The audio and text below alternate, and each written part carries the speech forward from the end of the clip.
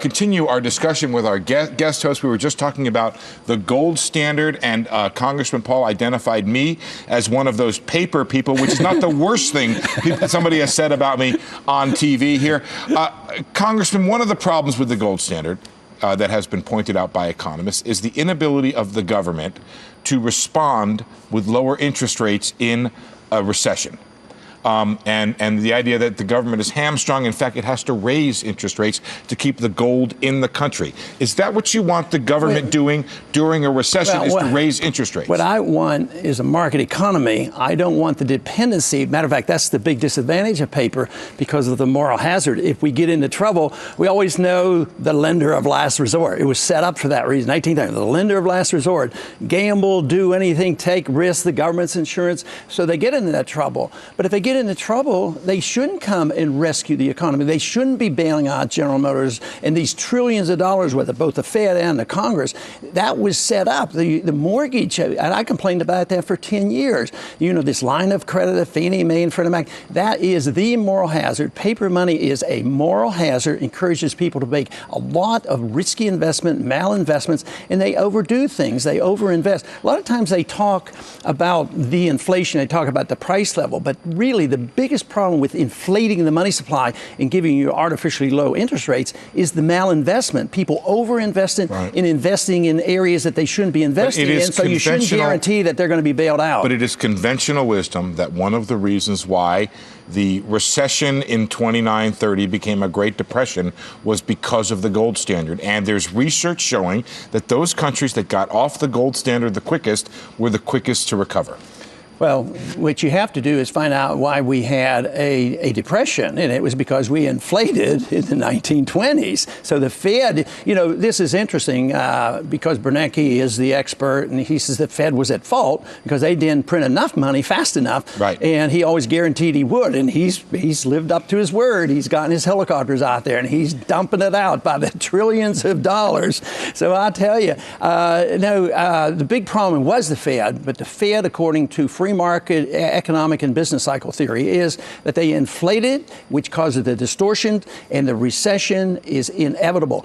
You should be talking about 1920, 1921. They did the same thing. They had to inflate once again. We had the Fed. We inflated for the war. Then we had to have the correction. But nobody remembers 1921. 1921 was 1 year severe depression. But they did nothing.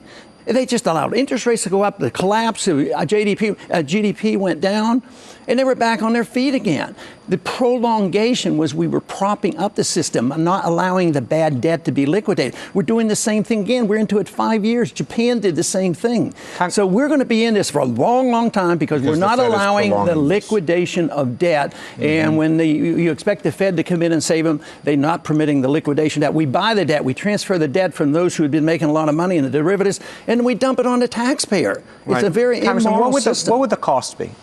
Where would unemployment be today if we didn't pursue the bailouts, if the Fed didn't inject the money that it did into the economy? What's your expectation for either unemployment, however you want to look at GDP in the economy right now? There are variables. What would you do with the tax code, and what would you do with spending? I want to cut $1 trillion of spending. You know, I want the people to spend the money, not the government. So what you need to do is, what are you going to do with capital gains? What are you going to do with? No, I appreciate that, but I'm just saying, if you took the bailouts off the table, for example, and you didn't, I mean, people would argue, you've argued that it's effectively steroids, what the Fed has put it. If you took that out of the system, where would we be right now? Well, the cost would obviously be a lot less. It wouldn't be trillions and trillions of dollars of obligation. It wouldn't be this shrinking of the middle class. But would unemployment be 8%? Would it be 16%? You don't know the numbers, but I bet it'd be a lot better than it is now. We would have liquidated the debt. Housing prices, instead of doing this and this and this for 6 years, what you would have had was this, and it'd be people would, $100,000 house is now worth $10,000. Now let's go buy it. People who saved, could start buying their houses again. But the system, once you correct the monetary system, you might be rewarded for savings, and we get back to the market. The allocation of credit now is all done by the Fed. Even if you're right, the temporary pain has to be enormous, though. You do recognize that. Well, the long-term pain is 10 times worse than temporary pain. Sure, it could be a year. And like I said, but no, a year. I mean, in 2021, it was one bad year. year and a half maybe. But that's what it concerns me too. I understand the logic of thinking we have gotten on this system that has steroids. We have gotten carried away with things. The Fed allowed that entire housing bubble to build up, and so it has to come back down. What concerns me is when you start talking about $1 trillion in cuts immediately, rather than over the course of a decade or longer, when you start talking about getting rid of, or going back to the gold standard and getting rid of this ability to print money and print your way out of things. I mean, I can't even imagine the unforeseen consequences. We talk about the unforeseen consequences that come with Dodd-Frank or something else along the way. I can't even imagine the unforeseen consequences that would come with that much of a shock to the system, where you are basically ripping off everything that's been created over the last 5-6 decades. If it's 1 year or so, that's different. But what your argument would say is, let's do it over 5 or 10 years. Let's have this another worldwide depression is going to be very, very slow. And this is different than even the Depression. This is much bigger and much worse. But there is a good example in the history of big cuts. World War II. We cut the budget by approximately 60%. Taxes were cut 30%. And we had 10 million military personnel come back, and they say, we have to have jobs programs, because there was the New Deal stuff. They didn't even have time to start the jobs program. But by that time, all the bad debt was liquidated. People came back. 10 million people were hired, and we had an economic boom. The Depression finally ended after World War II, about 46, 47. But tax rates went up significantly. I just looked at a lot of the IRS data for another column that I'd been working on, and taxes went up incredibly in terms of the collection. They brought all new people into the. I looked back at the tax rates. Because more people were working. But not only were more people working, but the rates went on people who were making a lot less money. People who had been making less money were suddenly they were collecting taxes from all of them going up. There were things like the national victory tax. I looked at the tax rates and I couldn't figure out why they'd gone up so much until I called the IRS. After World War II? As World War II started, as they got into it. Oh, yeah, sure. But afterwards, a lot of that stuff was put aside, right, which helped my argument, because they got rid of that and they allowed people to go back to work and pay, and the revenues went up mainly because there were more people working. But it was still flawed because we still had the Fed to deal with and things came back.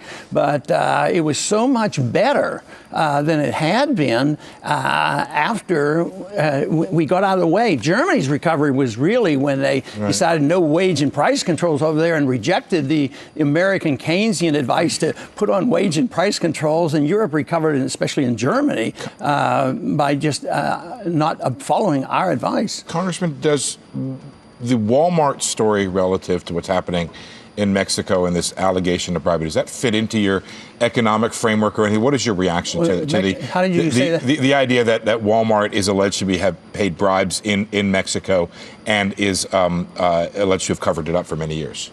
Well, I don't know the details of that, but if people are corrupt and paying bribes, that doesn't sound like anything anybody can defend. So why would you blame free markets or sound money on I'm that? not blaming free markets. I just wondered if you had a reaction to the story. Oh no. Actually, I have a lot of respect. I don't know the details of that. I have a lot of respect for Walmart because it's a good business. The only time I get a little hesitant is when they use eminent domain. When they want some special properties and they take private property. I don't like that part of it, and I believe they've used that. Okay, more to come from our guest host, Ron Paul.